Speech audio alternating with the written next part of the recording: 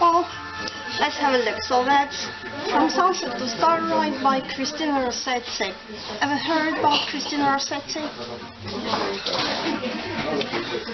Yes, I think so. I think she's a poet. And she's a woman. Okay, that's a good woman guess. poet. Anything else? Despite her Italian surname, she is probably not Italian. She's probably American, sort of. English. English. So that's a pure. That's why she's. I thought it would be in Italian, but then I look at it and I see it's in English. This one is Italian sonnet, which is a classical sonnet. So it's Italian. It's kind of Italian, a little bit, because you use this Italian form for a sonnet. Rossetti, she had a brother, what's his name? Dante Rossetti, who was an artist, a painter.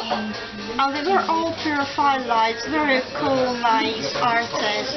So Dante wasn't that also the man who wrote? No, that's misleading. Well, so let's have a look.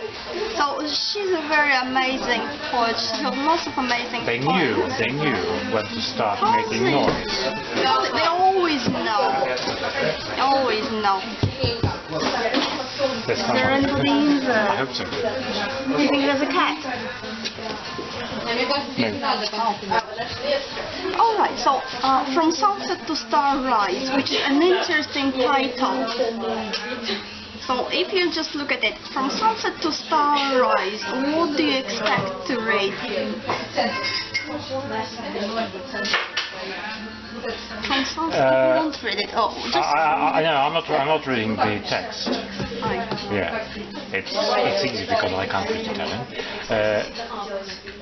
Sunset to Starrise is when I looked at it, I read the line, the headline, and the idea in my head was from sunrise to sunset. So as I read it the first time, without giving it a thought, all those empty brain things, I expect to hear... Quiet. 5 minutes ago, it was absolutely quiet. We can also shout.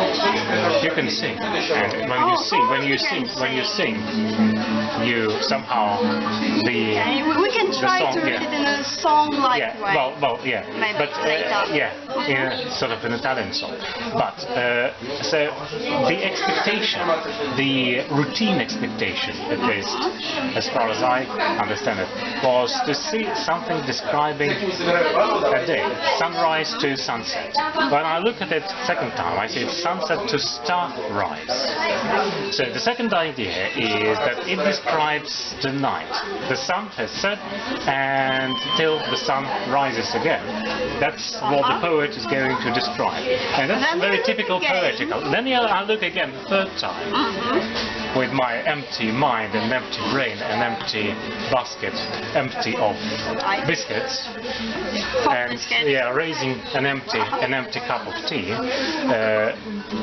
and I see it covers a very short period in between the time that sunset and rises. That again reflects our mind, how our mind works, how we see what we expect to see. How does it work? How it's plain English, easy, simple, big, fat letters. And still you don't see it. Speaking about fat, I shouldn't probably eat any more biscuits. How can you eat any more biscuits? You haven't eaten any. Anyway.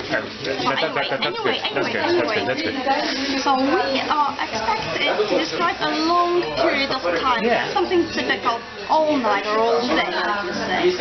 Now we look at it, it's clear. It's sunset, sunrise. It's maybe a few seconds. Yeah.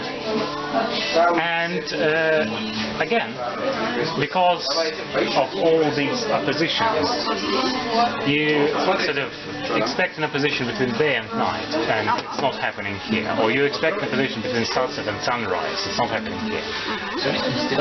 On the other hand, isn't it also true that the sun and all the stars are basically the same things, astronomically speaking, but in our understanding of what the sun is and what the stars, they are complete opposites. Stars are things of the night. Unless the you sun, go to the north where you have like polar night, polar day, then you can see stars during the day called the star. okay. Well, anyway, yeah. Well, another thing is, what is the sky? What do we see in there? Because what the scientists tell us, do they really know anything at all? So there's a theory That's why they don't. Yeah. yeah, that the sun is not far away. The sun is very close.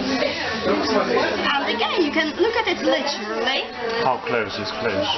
Well, it's what was it? 1700 parsecs or something. I don't really remember. You have the numbers. Can we? No, I probably can't. Well, anyway. There's a reflection. Anyway, so one thing is, we don't know for sure, but we can speculate, and we do have a close relationship with the stars, with the sun, no matter what the scientists tell us. As you look into the sky, you kind of take You look part. into the sky and there's no sun. Yeah, you kind of take part in the affairs.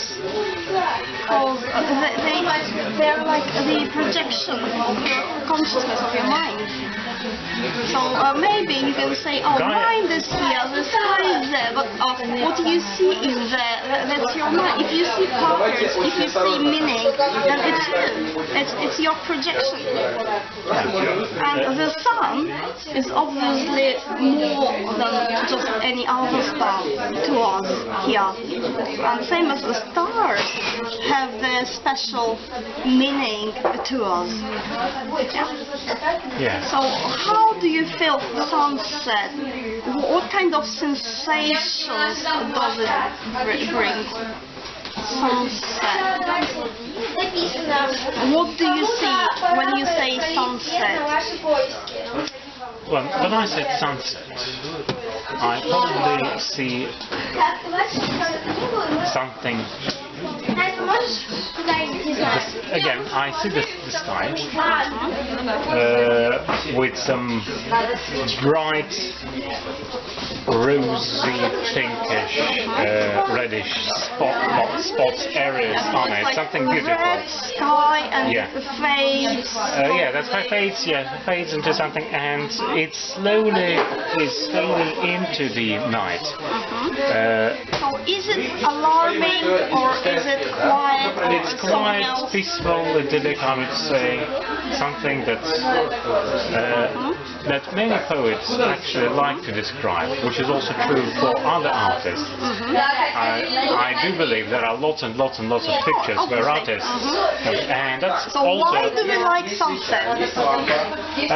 What's the idea of sunset? Well, the idea is, it's the end of the day. You have accomplished something has been done, something has happened during the day with you, with the rest of the world around you, with something that you don't really So see. basically And you connect then- it with the idea of light. Sun goes down and darkness comes. Well, sun goes down. If you say it the way you say it, the sun goes down.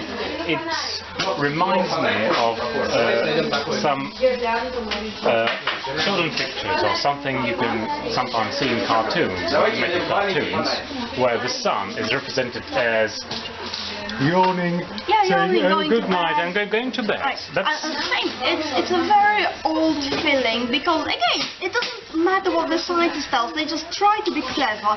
It does not matter. We're not interested in matter, we're interested in not what spirit, feelings, our connections. So it's from the dawn of time, and the sunset is this very high, rich point in your life every day. So as the sun goes down, you have no guarantee. you never know if it's going to come back again. Every time it does, it's a mystery. Every time it does, it's a secret. Isn't it also what we often see in prayers or something, where they say, "Thank you, oh God,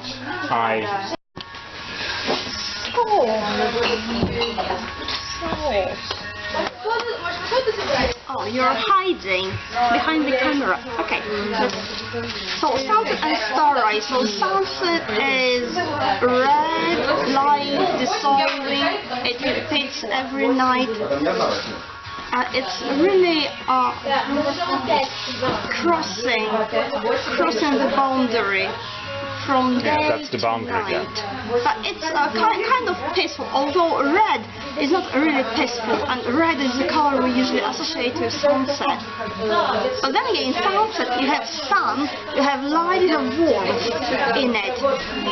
Well, speaking of red, and red, and red. Red and red. And it's red. All red. It's all red. It's magic, I guess, because I didn't choose that place, just everything else is hiding. Yeah. But isn't it also true that the color of sunset isn't always red as here? No. It can be burgundy, it can be... Culturally, traditionally, the color that comes to your mind when you think of a sunset, I guess most people would say red. Yeah. It can be like yellow, pinky. It's usually a combination, and that's what often makes it very beautiful. So sunset is very warm, full of life, because you have the word sun, you have fire in it. Sunset. A fire which is dissolved, but still you have this warmth and fire in it. Now, starrise. Starrise is not usual. Sunset is usual. Have lots of sunset. Starrise is something unusual. So, a falling star is very unusual, but as a word or as an expression, it's much more usual than sunrise. Although falling stars don't usually happen every day. Not sunrise as we expected. Sunset, sunrise, but starrise. So how does that make you feel? What color do you see when you say starrise? Do I really see any colors? I probably see something... I might see something electric rather, not electric like here because it has its own color, but rather something, a blink of something, a flash, something that just... So maybe... Yeah, and the star is born. It's cold. It's cold. I think it's blue. Surrounded by... It's blue. It might be blue. Electric blue. Electric. Like you say, electric blue and cold. So we have red, warm, and it going might be into like whitey, blue, cold, crystalline. And it might be against a very dark background. Again, dark blue, not grey. I think it might be very dark. It might be black, dark grey. Starrise is this time of mystery. So sunset, a usual normal life dissolves, and something else comes forward. And that's starrise. So stars are strange, magical. We look at them and say, what are they? And do we look at them? Do we really look at them? Well, I do. I don't know if you do. When we look, I look out of the window and I think, okay, there's some sunshine out there, but not enough. I would like the summer to be back, to have lots of sunshine. That's what I say, and I'm sorry about it. Oh, at night. That's your stars. At night. Stars. Yes. Oh, they're back. At night, if you're a normal person, that's where the stars appear. And if you're a normal person, if you're not a poet, you are not supposed to scrutinize the sky. That's the time for you to go to bed. That's what you repeat. And you might, unless you are very much interested in that, you don't really... Stars out there are lots of stars. We don't usually know the name. names. I don't usually know the names of all the stars. So sunset, starrise is two parallel processes happening going in the opposite directions. Changing places. Being one goes, another appears. So from light to mystery. I'm not saying death, because it's not really death. It's just other. So it's other place. And that's what we have as the title. And that's what we have as the title. Another thing about the sun is that, again, if we take it for granted, and that's what we normally do, it's very predictable. We know where it is going to appear. If you know, that's where the east is. That's where the sun is going to appear. That's where the west is. Anyway. And then the stars are different. The stars can appear everywhere, and each and every star.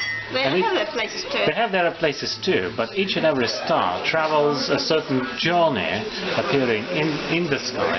And if you know something about the stars, then you know where to expect the star. If you don't know where to expect the star, you can only distinguish between the sun and the moon, and that's basically it. You look at all the other stars and you say, oh, is it a star? Or is it an aeroplane up there in the sky? Or is it just a flash of light being reflected from here, the Earth? So the stars are much more mysterious, much more unpredictable. Just because there's more of them. There are more of them. Really, the moon is mysterious, the sun is mysterious. Just again, they're too familiar, seem to be familiar. They seem to be familiar, well, as always, as all the things. We think we know something. Maybe the moon is an artificial satellite, like the Death Star, and it sends sort of waves to control you. That's one theory. Another happy woman says during something, she says the sun is not a star, it's your wisdom. And if you think that the sun is far away, it just means that your wisdom is far away. It's not far away, it's transpiring. So we don't know, but we can connect with it, spread ourselves out to touch. But basically, just from sunset to starrise is an unusual title. It describes a short, unusual time. And it gives us two opposite sensations: red, warm light, and cold, bluish, electric, strange. So that's the name of the sonnet, because that's a sonnet by Christina Rossetti. So maybe we should read it after all. Go from me, summer friends, and carry not. I am no summer friend, but wintry cold. As silly sheep benighted from the fold, as sluggard with a tortured garden plot. Take counsel, sever from my lot your lot.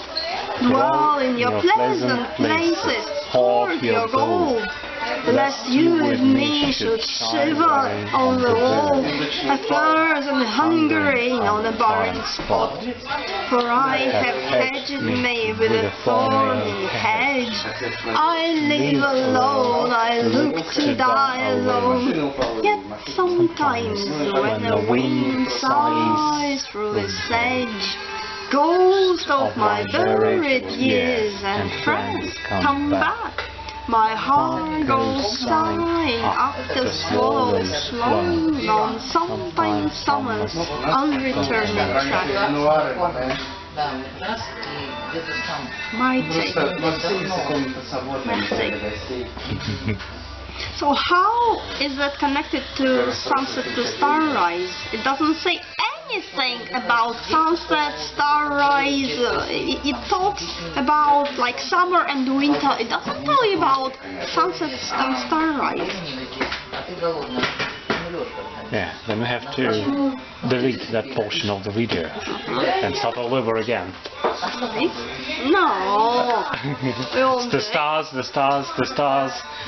are not relevant. That's the big question. Why do you give a name like that when you have no mention whatsoever of any celestial events? Right.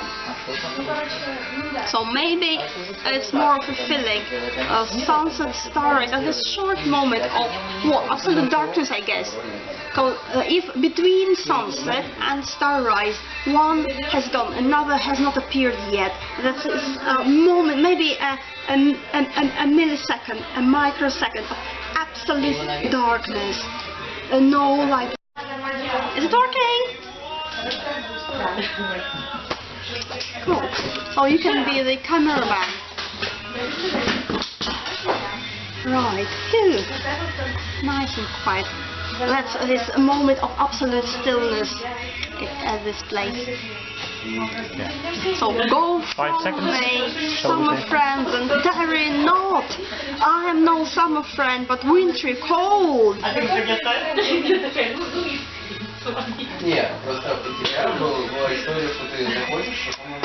Is it a typical poem? Again, every time we say, is it typical? Is it typical? There's nothing typical in the poem, it's just a poem, obviously, but we have our expectations. Is it a likely thing to say, go away, my friends, go away? Well, it's not likely. I'm horrible, go away. It's not likely. That's not what you want your friend. That's not what you want to happen to your friends. You don't really want them to go away from you if they are your friends. And that's probably also an unusual beginning for a poem. You don't want to send someone away because the person you're sending. Reader. Yeah. The reader takes it, oh, go away, I don't want you to read me, just leave me alone, you summer friend. Yeah. But fortunately for Christina Rossetti and her famous brother, we are very patient readers. We're curious and we are patient. We are curious we keep reading. If the first line is first word, go away. Don't stop here. So if we are told go away, then do not drink from me. Yeah. Then we stop and look at it. Why? Interesting. Go from me. Summer friends. So what is it, summer friends? Yeah, it's not very usual. You might imagine people who you meet sometime during the summer, somewhere. You went somewhere away in the summer, as many people do, and then you meet some people and they become your friends and then they are summer friends. So she says, you are summer friends, I'm wintry cold. Yeah, so it's not what she means. You belong to summer, you're light, you're happy, you're careless, nonchalant. You can't survive in winter. It's like, I don't know if you know this super famous series, the Game of Thrones, which is everywhere. Everywhere, literally. I think they have it here too, somewhere. Well, anyway, they have this idea of summertime which can last for many years, 1 year, 2 years, 10 years, a long time. And then, as it's finished, you have winter time, and it's horrible. And again, it can be winter for 10 years, and it's very hard to survive in that. And so, in the book, in that TV series, I know. Is it also a book? Well, it is a book, and then it's a TV series. I haven't really seen the TV series. I read a bit of the book. Well, anyway, what they have is, if you have a little summer, like 1 year of summer, 1 year of winter, that's not bad, because you can make your provisions. But if it's like 10 years of summer, you relax. You think summer goes on forever. And it doesn't.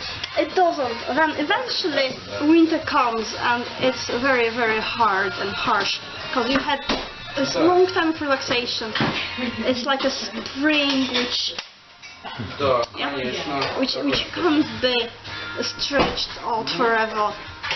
It gets harder and harder on you. And they do have this expression like, you're a summer person. You don't know what winter is, you don't know what hard life is, you don't know what survival is. You were born in summer, you grew up in summertime, you have no idea what it's like. You're a summer person, you will not survive. So maybe it's something like here. Your summer friends, summer friends, hey, you're friends, you're nice. But your summer friends, you're too light. We are not compatible. Carry not. Carry not. Don't wait for me. Yeah, don't stay here. Don't wait. Just go. Carry not. So it's a very nice, nice poem, a nice opening line full of negation. Go from me, tarry not. This negative. No, it should be 5 minutes. Okay. So and immediately we have me. And summer friends, or again, not one person, but some abstract group of people. And immediately, from the first words, we have this separation, have forced separation. And how do you feel about the person who says, no, I know you're my friends, go away, don't stay with me? What kind of a person can say that? I am no summer friend, but wintry cold.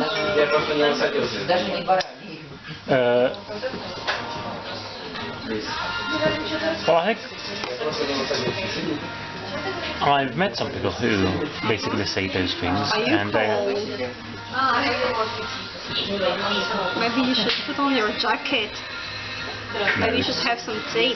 But anyway. It's just, yeah. So, summer friends, I am no summer friend. She repeats the words throughout the sonnet. She keeps repeating the words, which is again interesting. Because what they, the critics, keep telling you, no, do not repeat words. Use different words. Because you're a poet, you're supposed to know lots of different words. I read the story about I think they had a very hard, they had a real hard and strict editors in France in the 19th and early 20th century, and there was a French editor, basically a copy editor, who didn't edit the contents, but he was very careful to make sure that all those famous writers of the time don't repeat the words on the same page, or maybe on the same couple, two or three pages.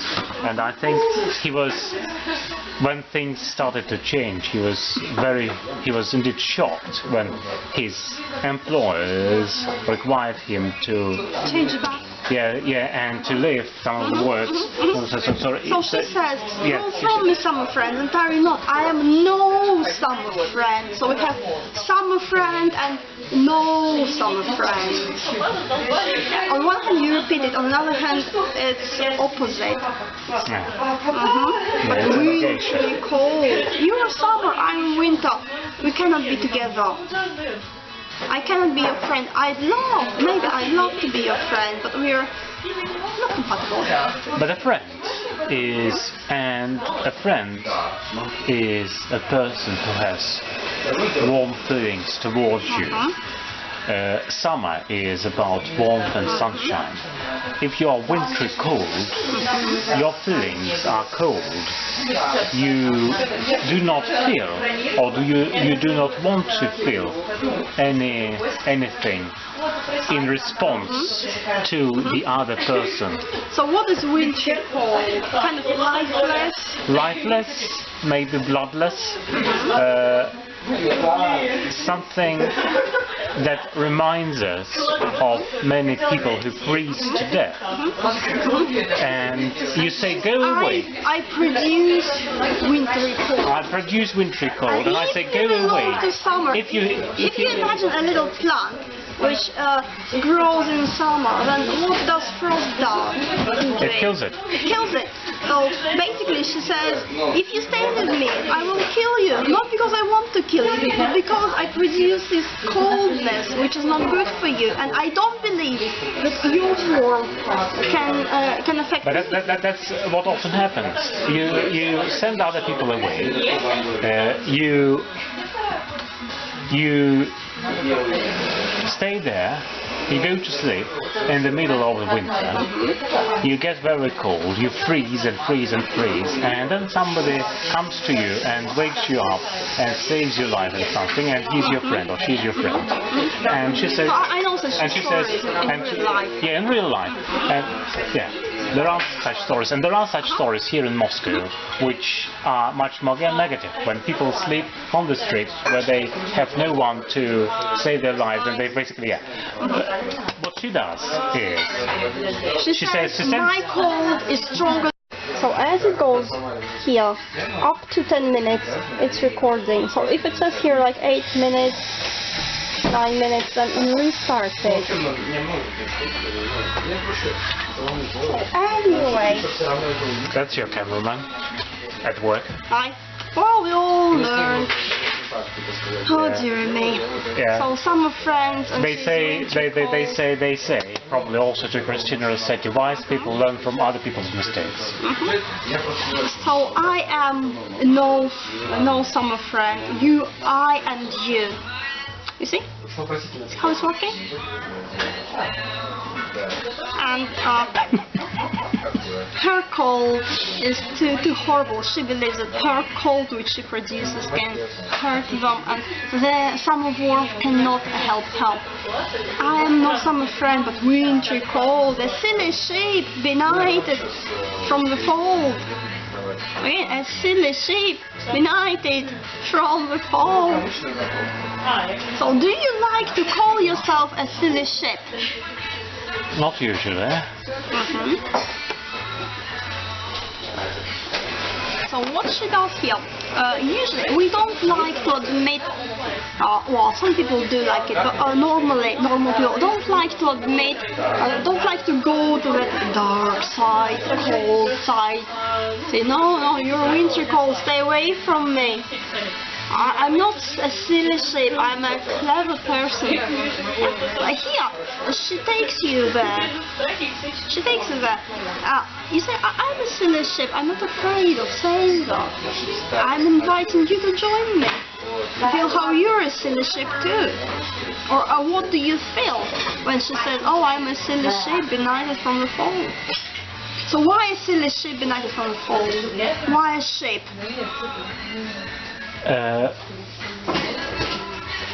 What is that a cultural idea behind the image of a sheep? The cultural idea is, of course, that there's a shepherd and there's a sheep, and sheep need guidance, they need protection. That's what a shepherd does to sheep. And as I say in one very nice poem, the sheep resides in landscape rural and is both singular and plural. And then something about the grammaticians going mad about the fact. So sheep comes in numbers. Usually, yeah. And a sheep in number is like society. Yeah. And she's like, but I'm separated. I'm a separated sheep. It's usually, culturally, it's a very bad idea to be separated. If you're a sheep and you're separated from the fold... And the fold, like folding, on one hand, but it's a safe place where everybody is. Yeah. And she's like, oh no, I'm wintry cold. And what happens? And what happens to a sheep that is separated from the rest of its beautiful society is that it can get lost. It can be killed, something. Or it can if it happens sometime in colder days, it can also do. So again, what is we have the idea of sheep in culture. A sheep can be like a mass of people who do what they are told, or it can be just stupid society, or it can be just society, not necessarily stupid.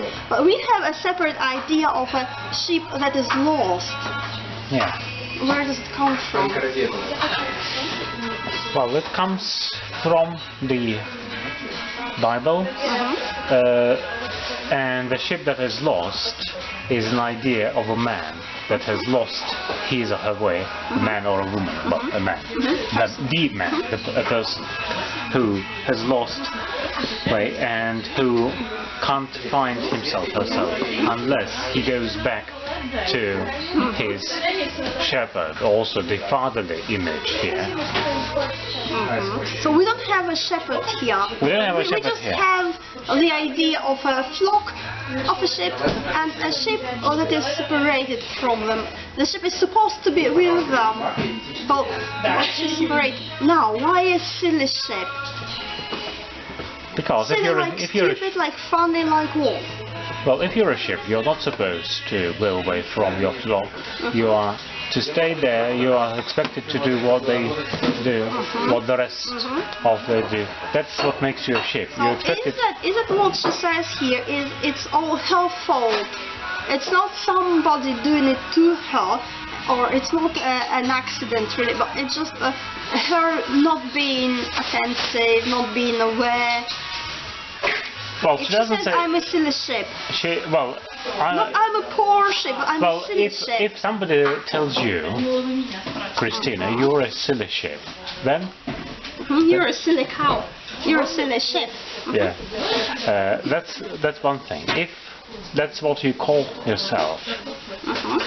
If you're silly and you say I'm silly, you're not that much silly. Silly is and if you say go, and if you say I'm no longer part of that flock and go away from me, I don't really want you, or I don't really want you to, for various reasons, then silly or you admit sensical, yes. Silly, unreasonable. Unreasonable. So the flock is sensible and reasonable. And you're unreasonable, nonsensical. You're silly. You're silly related to their reason. And if you're a typical sheep, you are supposed to follow other sheep advice. You are supposed to do what they do, and you are not supposed to have your own ideas. So silly or not silly, so silly ideas are only silly because somebody says to you, oh dear Christina. So silly really means also a little bit, it's not bad, it's not like stupid. Silly is not like stupid. So silly is a bit like curious, childish. So maybe I was too curious and I went somewhere where I was not supposed to. And again, when someone wants you to behave properly, someone wants you to do what they want you to do. They say to a child, oh, don't be silly. And you say, oh, silly me. So silly is a nice word. It's good. But a silly sheep, benighted. So first we have winter, we had starrise, now we have no summer, a bit of warmth, but then wintry, and then cold, and now benighted. So winter, coldness, night. So we started a little bit of summer, but then we just kind of beat it with all our wintry cold cards. Benighted. From the folds, of course, all those sounds from the folds, silly shape. Okay.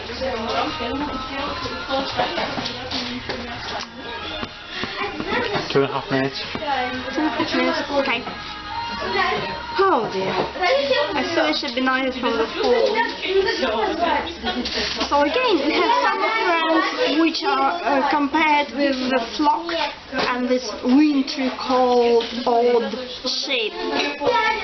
Yeah, so the friends stay there. She sort of she runs more warm and happy place, and she's no longer there. But they can see her. They say, "Oh, please come back, come back." And she says, "No, I don't really want to come back." What's benighted? It's like she goes away and night comes and she's not there and she can't find her way back because it's night, darkness. What shall we do?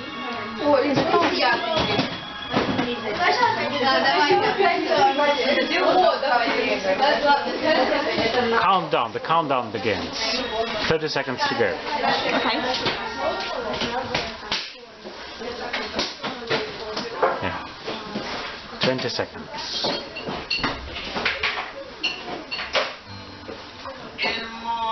Listen to the music of the spheres.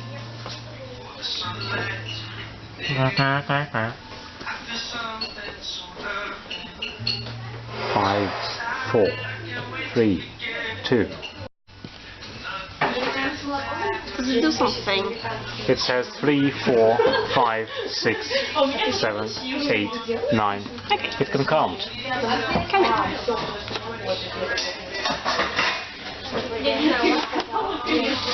Eating the stars. green stars. So, she says, I am wintry cold, I'm a silly shape, benighted. And then, a sluggard with a thorn-chopped garden plot. That's interesting. Who's a sluggard?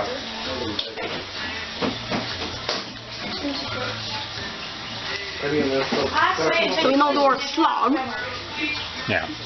So she says, we can hear it in there. It is a part of the word. So she says, I'm a silly shape. I'm a slug. Do you like admitting that you're a slug? No. Do you like slugs? Oh, I like slugs. Not in my garden, but generally. You go to Britain, all those amazing slugs. They're black. They're really, really dark black, and they're that size.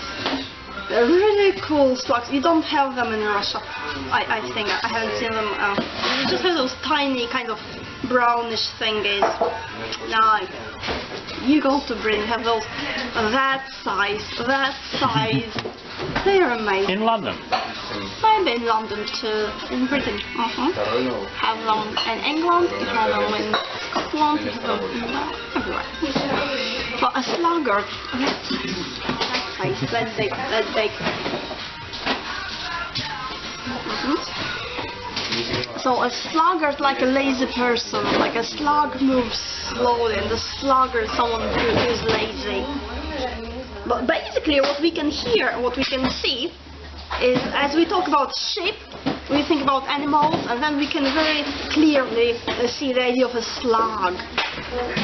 She says, I'm a slug, don't come to me, I'm horrible, I'm slimy, I'm ugly. Because she's in this period of absolute darkness. But isn't it true when you say, oh, I'm so bad, I'm so silly, I'm so ugly, I'm that and this, and then don't come to me. You kind of ask for them to come. And then, oh no, please. Yeah, kind of expect. So that can be two sides of this coin. On one hand, maybe you're sincere about it. When they say, oh no, don't come to me. I feel like I'm too horrible for you. I'm just hiding. And maybe that's true. Maybe you really feel like that. Maybe. Or maybe it's like, oh, don't come, go away, please go away, I'm so horrible. Maybe that. A sluggard with a... You're going to see some slugs of Britain. I'm far away. I'm far away, very far away. I'm going to. So we have all these imaginary. To do something negative, which is cold, wintry, benighted, separated. Have those ideas of separation, of like a good side and bad side. Because we don't really have any good and bad side. We can imagine it. And she says, oh, there is a separation. Summer and winter, a day and night, good and bad, beautiful and ugly, yeah, butterflies and slugs. And she says, well, I'm on the dark side. you're on the light side, you're happy, good for you, but I'm on the dark side, there's no coming to you. Well, the Or thing you about the coming to poet is that when you say that, you don't usually say that to people Yeah, who are you sort of they are not nearby. So we have all those ideas of like nature. Summer, winter, a silly shape. A shape is somewhere out. We have the idea of enclosure, the fall, and the wilderness. Again, open space, nature. And now we have a sluggard with a thorn-choked garden plot. And we have a garden which is dead, basically, with thorns. So we had coldness, now we have thorns. And that's how she sees herself, cold with thorns, like all protected, separating. Why sluggard? In what way is she lazy? In what way is she silly? In what way is she lazy? If you have a garden, you are expected to cultivate your garden and let your garden grow. If she fails to do that, then she is probably too lazy to do the garden. So what is your to do her duties, and your garden is often what's our, again, cultural idea of a garden? There are several that are interconnected. Eden and the vineyard, or whatever the word is. Again, all those biblical images. And culturally, garden is a nice place. Garden is a nice place where you work and relax at the same time. And the place which brings you fruits, and that's what you are supposed to do. If you are so your garden is like your inner state, maybe your soul.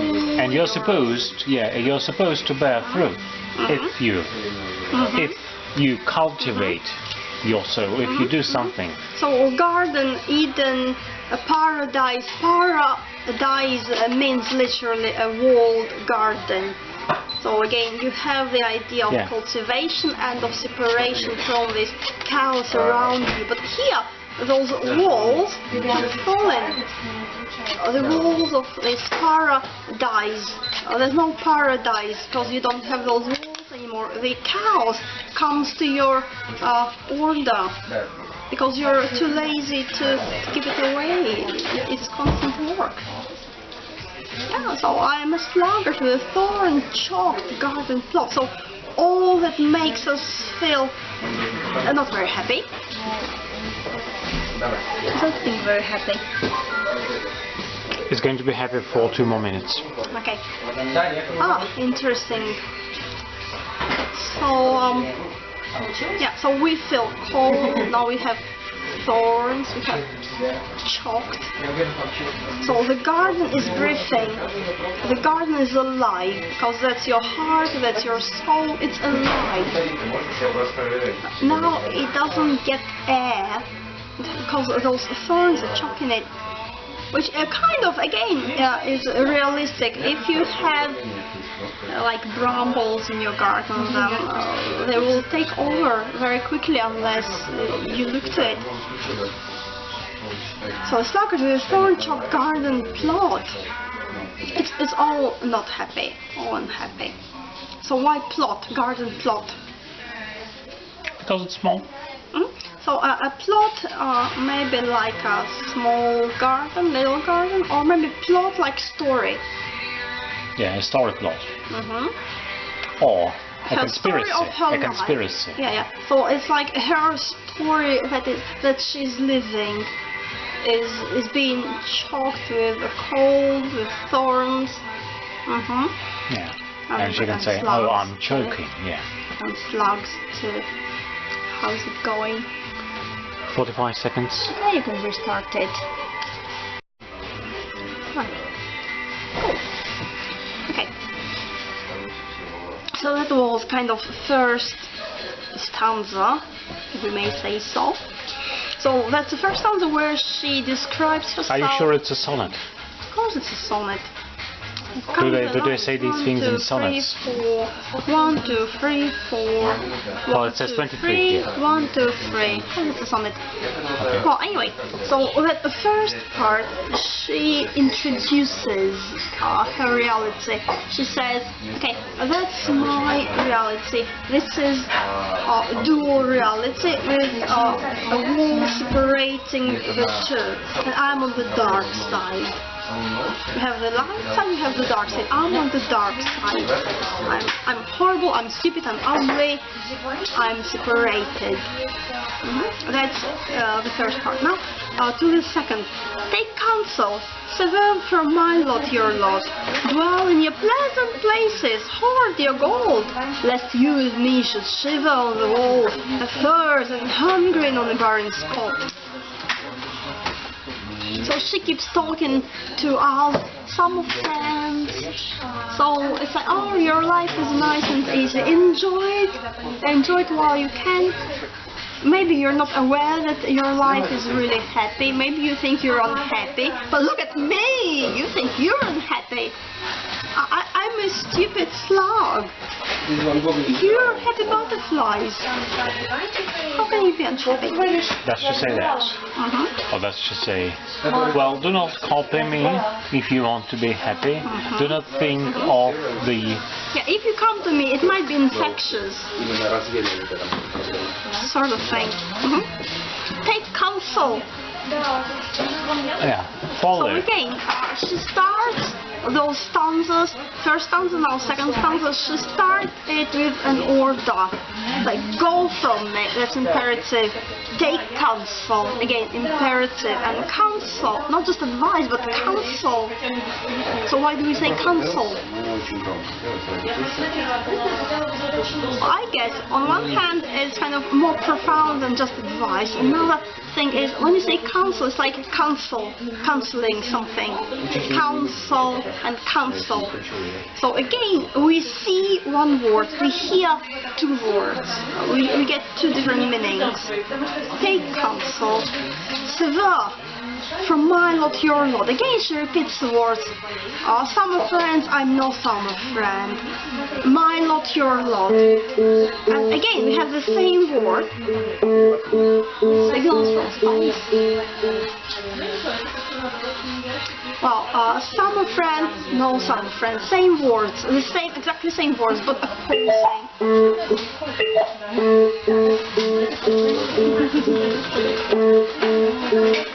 Is it also happening?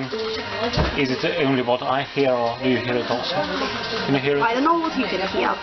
Only you know. But anyway, sever from my lot your lot. Of course, sever is a strong word. What do we have in it apart from sever, like cut, sever, like sever snake, sever, what is it in Latin? Something which is severe, something which is very serious and harsh and hard and often unpleasant. Yeah, so she uses one word again, and we have different meanings. Literal meaning, severe like cut, and severe like severe, like again, horrible. And then my lot, your lot. They're put together, my lot, your lot. And as we put them very close together, that again kind of highlights the difference. You can see how they're alike, but separate, opposite. My lot and your lot, lot and lot is opposite.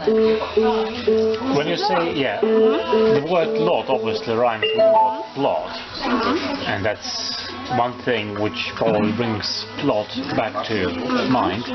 The other thing is that the word lot is also about, again, lots of associations, lots of associations. Yeah, lot is like destiny. Lot is like destiny.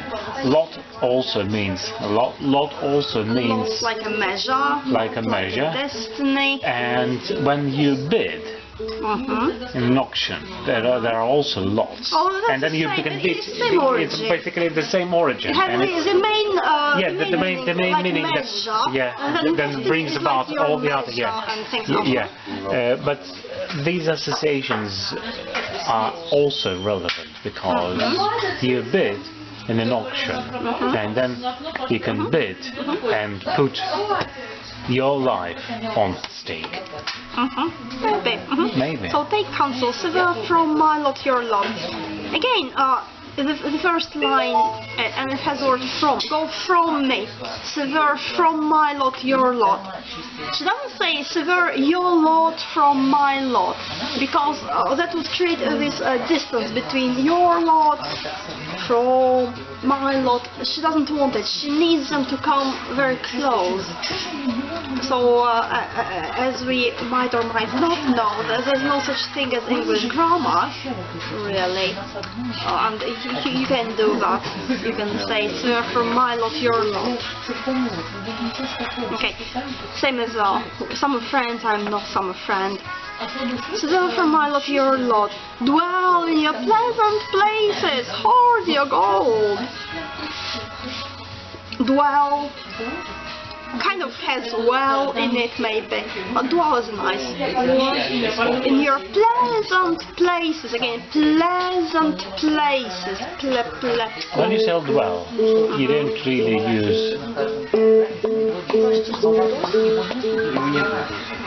really use the word live. You say dwell, which is much more technical. That's what you do. Then again, if you say dwell, you can dwell upon something, like think about something. You're dwelling upon something. So you dwell in your pleasant places. And pleasant places means your pleasant places, my not pleasant places. All pleasant places are yours. All that is nice and pleasant belongs to your side. Yeah, but it is also full of pleasure. And pleasure is nice because many people like it. If you're a typical ship, you like when there's something pleasant. But I'm a poet, says she. I'm much more skeptical. I don't want pleasure. I want pleasure is just for you. So does she say I don't want pleasure, or she says I can't access pleasure? Pleasure is not for me. That's what we pleasure, for one reason or another. I guess that's what she says. She says, you're the flock. You have all your pleasant things. Yeah? But isn't it because she says she separated, or isn't it something that is just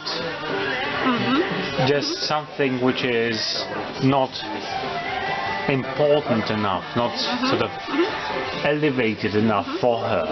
She lives somewhere where all these worldly pleasures... Just listen to me, she says. Go away. Don't try to connect with me, because you will be like me. Do you want to be a stupid slug? Isn't it something logical? I don't really think it's logical. If you know that they are, if you think they do what they are accustomed to doing, if they take pleasuring the pleasures,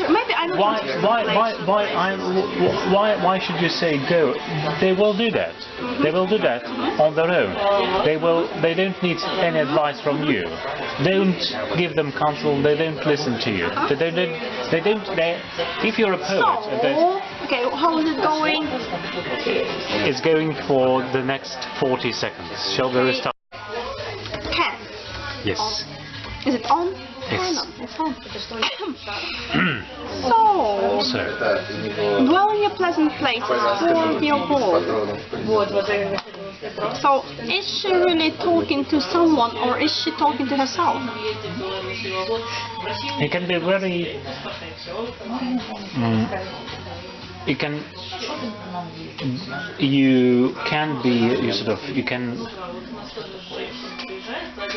think that all those stupid people are there taking pleasure in being as they are, and you can say, oh, so I'm looking at them, do well in your pleasant home. Again, two ways of reading it. One way of reading it is, or three ways of reading it is like, oh no, I want to be with you, but I can't possibly. Another way is, oh, you do what you like, I do what I like, you go to your nice place, I'll just stay in this cold, horrible place, that's my place. Or another thing is like, well, I would like to be there, but I can't, so I'll pretend that I don't like it. Which is also possible. Dwell in your pleasant places, hoard your gold. So hoard your gold. On one hand, again, we have this kind of music, hoard, gold. Then hoard, like, hoard is it good? We like gold. Gold, again, is like the sunlight. Gold can be wisdom, gold can be just life, something nice, not literal gold. And there's the golden horse, the thing that's full of piles of gold. Isn't it good? But why would a sheep need gold? That's another question.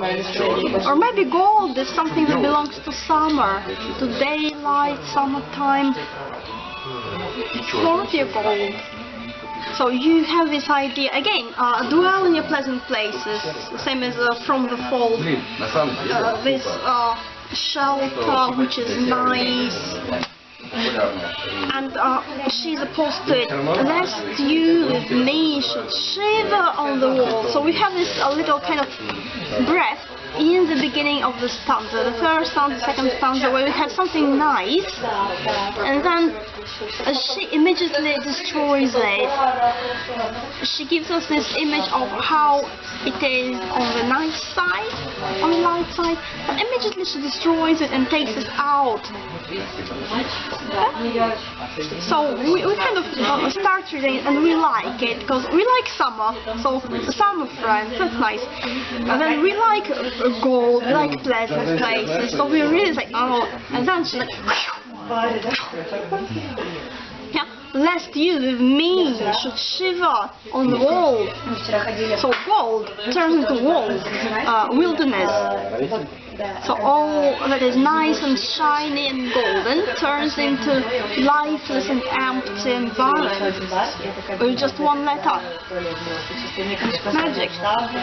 Lest you with me. So again, it's a play, it's a game where you and me are dancing, like light side, dark side. It's dancing together. It's very close. It's always very close. Although opposed, not touching, but they're like dancing. You with me. My lot, your lot, you, me. Yeah? Should shiver. Again, should shiver on the wall. Again, lest, unless, again a bit negative, lest you with me should shiver on the wall. But it's not only negative, it's what you often use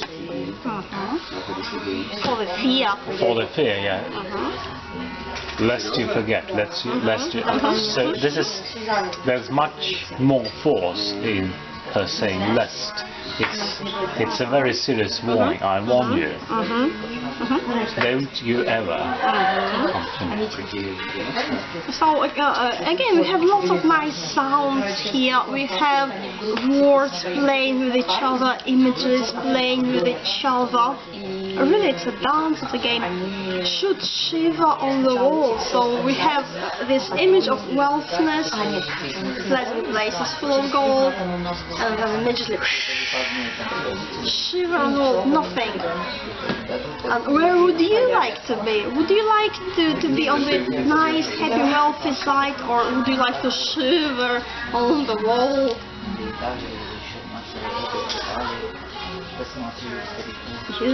You. Well, you meaning a normal person, of course. You like to be where all the pleasures are. You like to be where there's gold, not material gold, but something.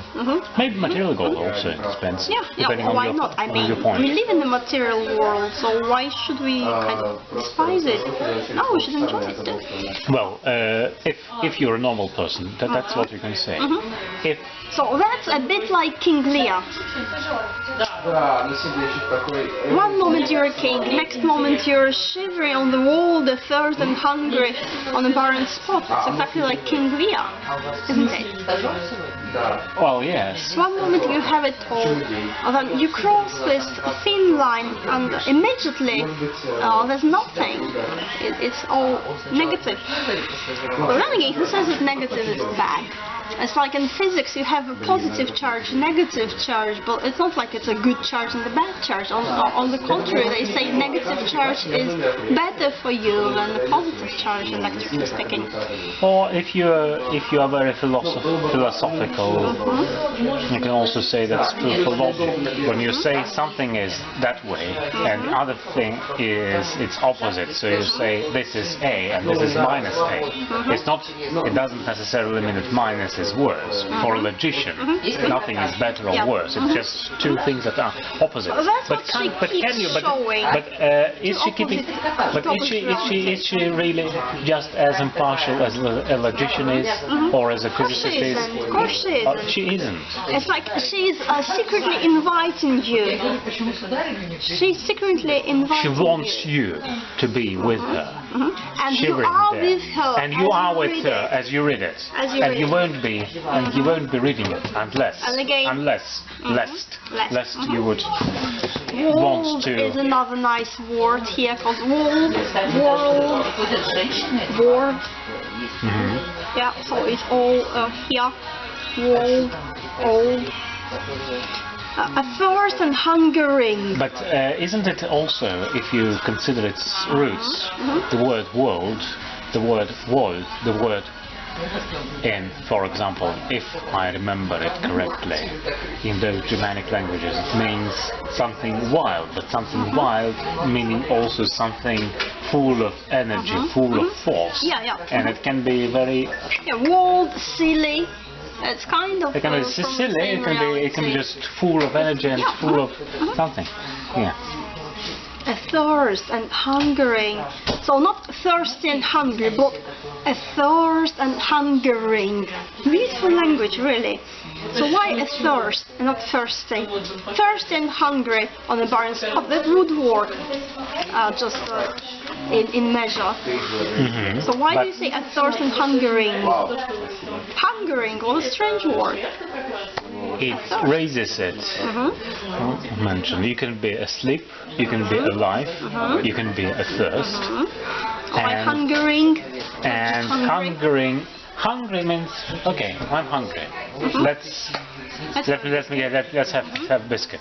I'm thirsty. Let me have some tea. I'm athirst. I need something. I'm hungering. I need something. And like us sitting, us smiling, is a continuation. Is a continuation. Is a sort of an action, or a dynamic. There's a dynamic associated with it. Strange word, hungering. So I want. Again, in the process of being hungry all the time.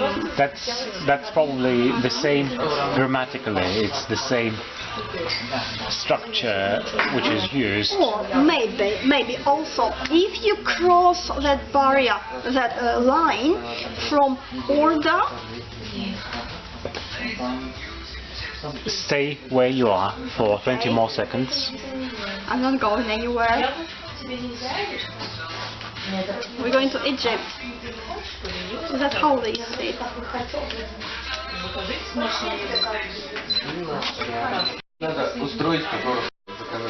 just press once. Yeah, it's working. You sure? It says 6, 7, 8, 9. So maybe as you cross this line, that part is order, it's gold, wealth, sunshine, all things good. And then you have this border, you cross it, and that is night, cold, thorns, cows. And then something funny happens to glamour too. Glamour basically belongs to the orderly side normally. As you cross it, let's use me. You cross here, Shiva on the wall, a thirsty hungering. It's not a normal reality. You have word hungering here. On that side you don't have hunger. You have hungry, maybe a little bit. You don't have a strange word like a thirsty hungering. You come here. And then on a barren spot. So again it's emptiness, barren. Barren is a good word. So, because on one hand, it's something like burden, something heavy that you carry, but at the same time it's barren, it's empty. So, as the word sounds, it's, at the same time it's something heavy and you carry, but it's fruitless, it's meaningless. Yeah, so barren spot. So walled and barren spot is basically the same thing. But she repeats it because it sounds different, it brings you different associations. World probably brings wild associations with something which might be very unpleasant and even ugly, but full of energy and full of, you might imagine jungle or something. While but barren spot means empty of everything. Yeah. It's like... Let's use me. So it also, again, is it also a barren spot? It also means there's a fence, there's a bar that that sort of separates you from the rest. Yeah, then again you have pleasant from places, what we call the normal world. Pleasant places, barren spot. The other thing with this opposition, isn't it also that her world, which is abnormal to us, to which we glimpse into it, but her world is tiny.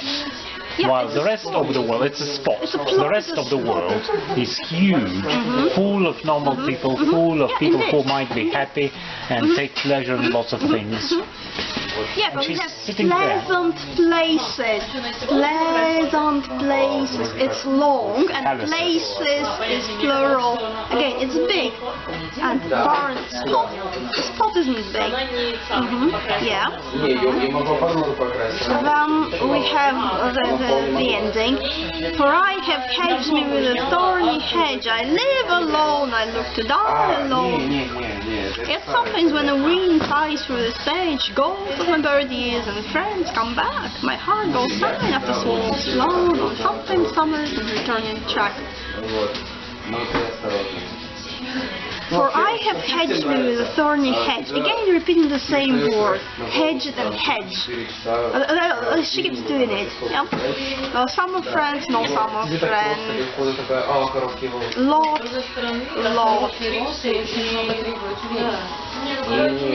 Now hedged and hedge. I have hedged me with a thorny hedge. And again, as you repeat the word hedge, it's like you make it bigger. Hedged. She says, I have this separation. Again, thorny. Thorns and before. And the word hedge is a very thorny word. It's not like a fence. Fence is nice. Hedge. Fence is soft. It's like, again, cultivated. And hedge is wild. Again, nature. Again, something wild. I have hedged me with a thorny hedge. Again, edge. Hedge. Living on an edge.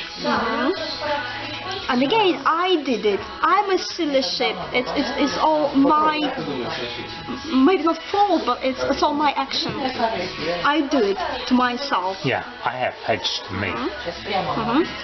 I have me hedged. I have hedged me with a thorny hedge. I live alone. I look to die alone. That's kind of dramatic. Yeah. So again, repeating. I alone. I live alone. I look to die alone. Live and die. Summer, winter, war, cold, live, die. Yeah. I live alone, I look to die alone. She doesn't say I want to die alone. It's like I live to die alone. Yep. Look forward to something. Dying is normally not what we are looking forward to. And then again, can it be that you live not alone, that you die not alone? Really? Well, I know the answer you're expecting, so I say yes, you die alone and nobody should interfere No, with it's you. not true, because we have the economic idiot. Well, anyway, again, it all depends, obviously, on your kind of philosophical position. So some say, no, nobody can share your mind, your life, your soul with you. And that's probably what makes her very unhappy and makes her shiver with cold. Nobody can share that with her, and she's absolutely sure that nobody can. That's why she lives alone, that's why she's going to die alone. And that's what she is certain about. She looks to it. She expects it to happen the way she knows. Why does she feel so cold? When do we feel cold? If I touch something and I feel cold, it means it takes my warmth from me. Yeah? If I touch something and I feel hot, means it gives me warmth. If I touch something and I feel cold, it means it takes my warmth. It means I can't keep my warmth. It wants to equalize, kind of. Maybe. Well, anyway, I live alone, I look to die alone. So we have those ideas kind of developing. Sunset, starrise in between. Now summer and winter. Now we name it. We say it's life and death. But I'm always alone. I live alone and die alone. Yeah, sometimes when the wind sighs through the sedge. Can we hear it? Wind sighs through the sedge. So what's a sedge? What's a sedge? Huh? What's a sedge? What's a sedge? Sedge. It's this plant which has kind of grass with very sharp edges. Usually it grows in like wet places. So again, sedge, hedge, sedge, edge, they're all sharp. So, but we have for the next minute and a half. Alright, so the wind sighs through the sedge. So we have this barren spot, and if we have a barren spot, then it's usual to have the wind just go with the tree. Yeah. And then we have the sedge growing there, because that's what you have on this horrible side. You have thorns and sedge, maybe thistles. You don't have nice little flowers. You have all those sharp things, thorny things. Yeah. And then you have wind, again, which can be like breath. What's wind? Wind is breath, and it sighs. Wind is sighing. Is it a wind sighing? Is it her breath sighing?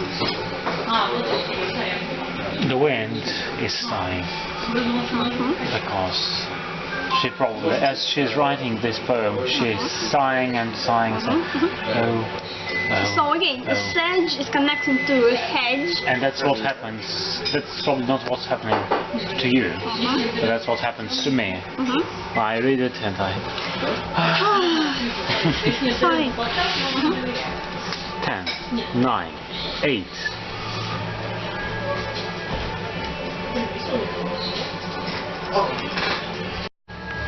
Yeah. Okay, so obviously it's not just a real place, it's a place inside. Inside? Inside, it's how you feel, barren, empty, cold, and this sedge, this sharp... An uninviting place. Uninviting, obviously, thorny, but even though she has those kind of sharp feelings, hard feelings, like sedge, but still there is wind blowing, and the wind is important because wind goes where it likes. It doesn't care about borders, and wind is breath, wind is life, we say, or magic, and it's her inner wind. She's sighing. There's something that comes, wind comes from somewhere, goes somewhere else, just flying around. The sedge, the hedge, cannot stop it. A sedge, hedge can stop something more solid, but it can't stop your breath. So wind is sighing, she's sighing through her hard feelings. Sometimes, ghosts of my buried years and friends come back. Now have ghosts, which again it kind of rhymes with wind sighing. Yeah. Again, it's something. Yeah. Spirits. Spirits. A ghost. What's a ghost again? Like breath, ghost, like a Holy Ghost. Yeah. Ghost of my buried years. Interestingly. What is ghost of my buried years? How can years be buried? You can bury your years if...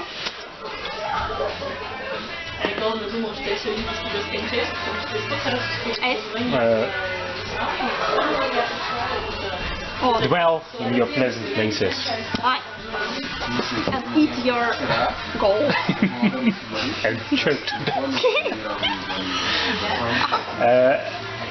If you decide enough is enough, I'm very unhappy. I feel cold in this suffocating atmosphere, something, and I don't really take pleasure in the things others are taking pleasure in. I sever my links with the world outside, and all those.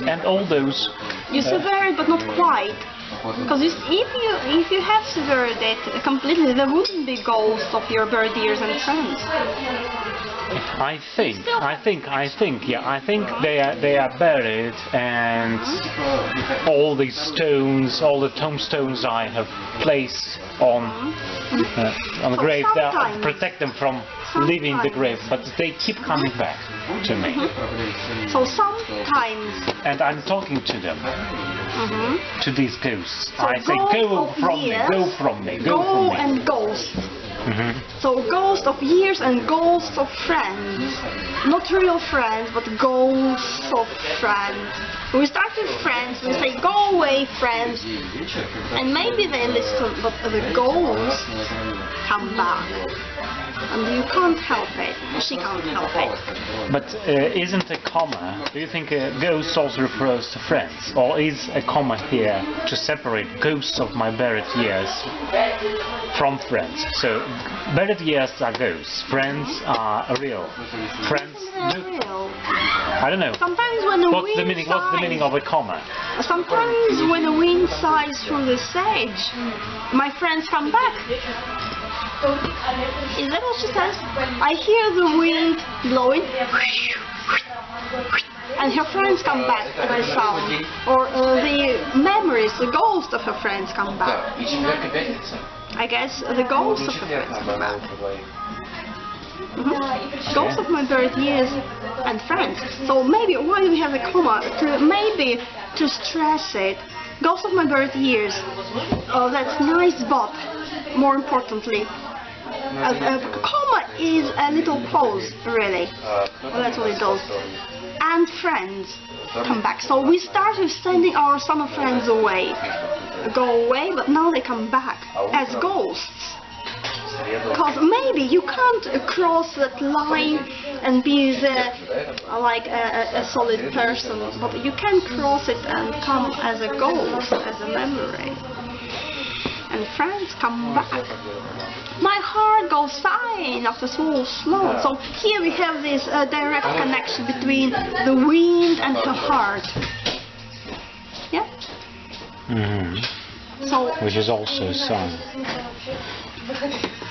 So from the first part is a description, that's my position, a silly shape. Then second part is like comparing the places. I live in a barren spot, you live in nice places. And we have all these, both of them are like negative, denying lines. And I live alone, I look lying alone. And then we have this turning. And again, it's unusual here because basically you have 1, 2, 3, 1, 2, 3 closing lines. But logically you have 1, 2, and then 1, 2, 3, 4. So the rhyming pattern does not match the pattern of meaning, interestingly. So it's not a sonnet after all. It is a sonnet. Yet sometimes when the wind sighs through the stage, a ghost of my buried years and friends come back, my heart goes sighing. So heart is sighing, the wind is sighing. So we talked about it's not me, it's not time. I who's sighing, it's my heart. I can't control that's it. Another interesting question. What is I? Who is I? What is I? Empty brain. Empty brain. Because every time you say my, it's not you. Like you say my heart, so I'm not a heart. I is someone that has a heart. You say my soul, my spirit, my mind. Yeah, then it's not you. My consciousness, then it's not you. It's something different. So my heart. So it's like we start with absolute separation, and then somehow we find the way to this very soft, vulnerable spot, which is heart. So we have that barren spot where she lives, and inside that barren spot we have this wind, which is her heart. So it's like going smaller, smaller, smaller, closer, closer. And now we have a look at her heart. So she does have a heart. And how can she have both? A heart, which is sign, which is a lie, and this kind of wintry, thorny nature. Maybe it's normal because we have a front, we have back. It's not a problem. We have left hand, we have right hand. It's not a problem. So again, when you imagine a heart as a symbol, as a picture that is easy to make, you paint. You can paint a heart, you still have a minute and a half to paint the heart. You paint a heart, and then you do it like a thorn going through your heart. That's probably what happened. So my heart goes sighing. So basically what she says is, even though I sit here on the dark side, I'm alive. I really belong to the other side, but I feel I have trapped myself. I have hedged me with a thorny hedge. Now what have I done? Can I undo it? Because my heart is alive. My heart is alive. Connection. My heart belongs to the other side, to the dark side. But what is that I? I love earthquakes. It's more like ceiling quake. Look, it's wobbling. The ceiling is wobbling. Lovely.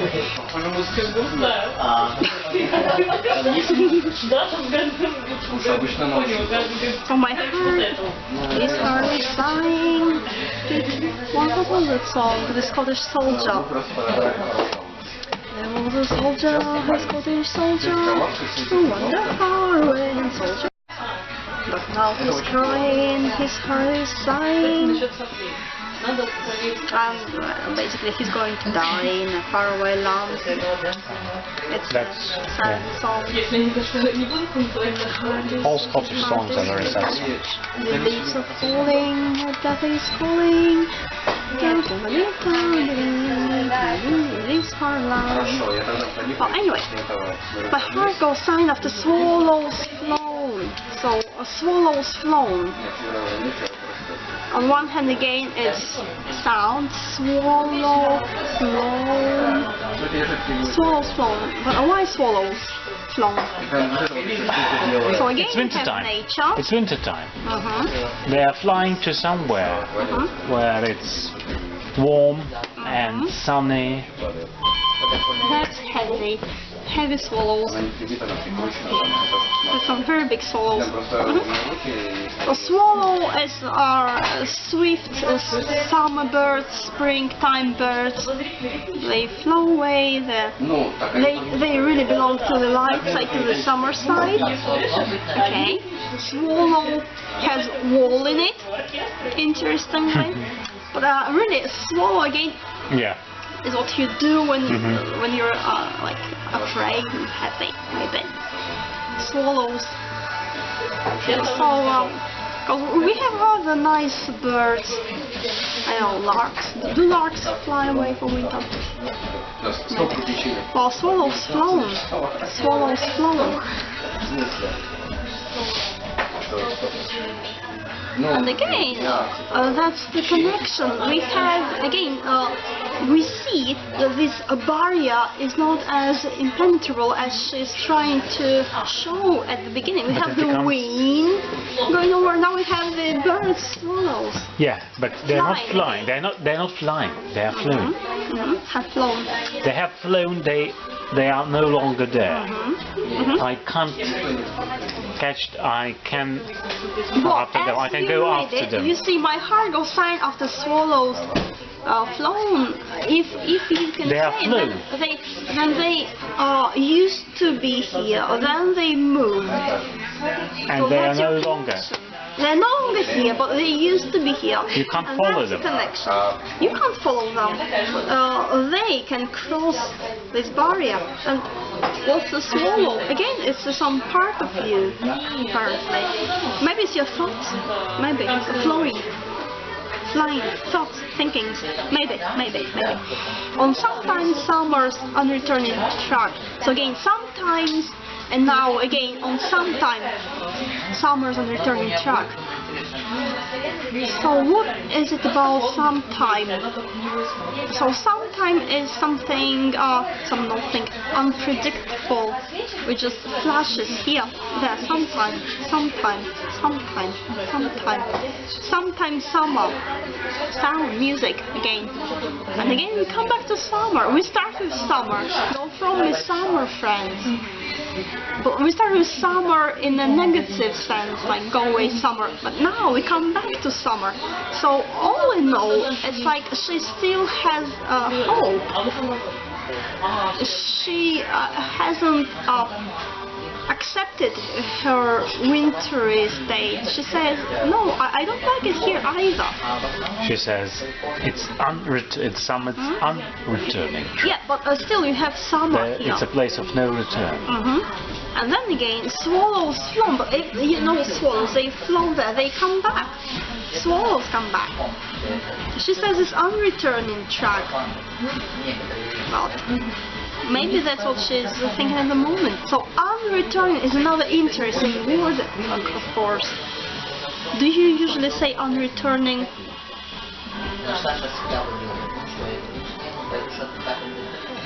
So if you really wanted to deny it, you would think of some word without a negation in it. Because if you have a negation, then our mind doesn't like registering it, like not and on and in. So unreturning has return in it. Yeah, and it has turn in it. So you turn and go in the opposite direction or in some other direction. And then again, that's what return means. As the course of the year, we know summer is coming back. It's the cycle. swallows are coming back. It's a cycle. So at that moment of absolute darkness, again, we don't have anything about sunset, anything about sunrise. But is summer coming back for her? Can she feel it? Can she experience it? The thing is, nothing is. You look at it. The sun is shining, the birds are singing, the swallows. Okay. As you're engaged fully in the moment, yeah? You're engaged fully in the moment, you experience it. And if you're engaged, plugged in, if you like, more mechanical illusions, if you're connected to a fully dark side, dark moment, then how can you possibly feel, think, register anything light? You can't, because you're fully engaged in this darkness. But as it changes, as a natural cycle, then you change with it. And then as it goes, you're like, oh, how could it ever have been otherwise? Now I'm on the light side again, and I think back, I can't really think about the dark side, because now it's so alien to me. Now I'm on the dark side, I can't think of the light side, it's so alien to me. It happens in our life all the time. You engage in one kind of living thinking, and all other sorts of thinking living seem strangely alien to you. But if something happens, like, would you like to move to Australia somewhere, or I don't know, Norway, or Antarctic base, spaceship, somewhere? Yeah, we would. But do you think about it like a possible thing, a likely thing? No. So it's like, it's nice to think about it. But if something happens and you come to that place, to the Antarctic space base, and you get engaged in that, then you're like, oh, how could I ever live in this horrible, boring Moscow all the time? Yeah. So it's something the same with the winter, with darkness, lightness. If you can't see or register the opposite side, it's not because it's not coming, it's because you fully belong to that side at the moment. That changes, you change with it. Or you're buried and you never change. You still remain if you're buried, on the dark then side. what you do, you become a little seed. If you bury a seed, it grows back. Okay? Track. Again, track is something you can track, follow. So she kind of denies it, but at the same time she hints that it is a circle, like it's a circle, it will come back, and B, you can track it, you can follow it. And it's only you you stop yourself, you grow your thorny hedge. But if you can grow your thorny hedge, then you can make your way through it, because as you grow it, maybe you don't think about it. No, but you leave a path which may be very narrow. Yeah, maybe narrow, maybe not obvious, but you always leave it. You always leave it. Another thing is, it might not be big and obvious, because it's like an emergency exit. But it's as narrow, exactly as narrow as so that you could fit it, you could go through it, and no wider, but no narrower. And that's basically what happens here.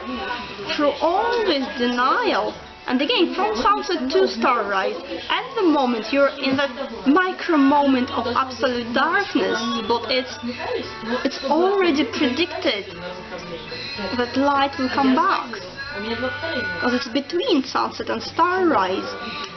So time is not linear. It doesn't say after sunset in absolute darkness and I have no idea if there will ever be any light. No, you set it beforehand. You say from sunset to starrise, I'm going to rise. Sunset, I'm going down, I feel down, I'm dead, basically. Morally, physically, doesn't matter, but after, I need to live through that beautiful moment of darkness. And then there will be sunrise. I'm rising. That's what it's going to say.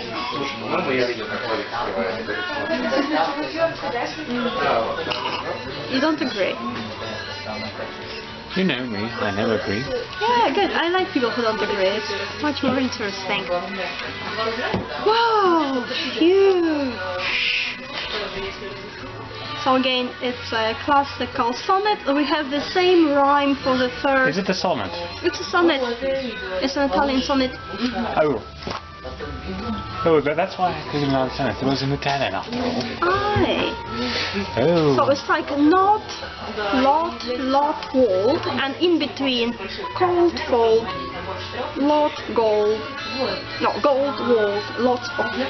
So you have A, B, B, A, B, B, A, and then you have 3 lines rhyming.